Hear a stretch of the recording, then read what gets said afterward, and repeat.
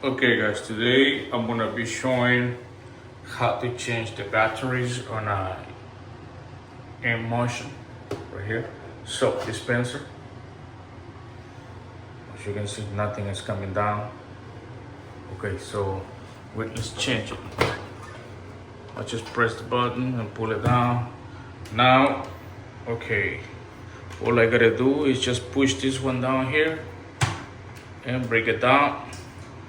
This one right here, push it down, and okay, I'm gonna do this one first.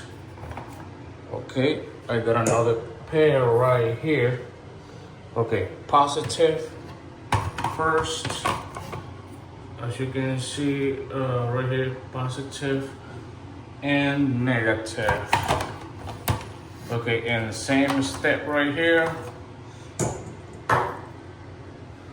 Yes, positive and negative right here. Okay, once you do that, just place this back right here. Now place it back in these two little holes and just push it. You see this little 1, 2, just press it right here, and okay, that's good. All right guys, thanks for watching. See you next time.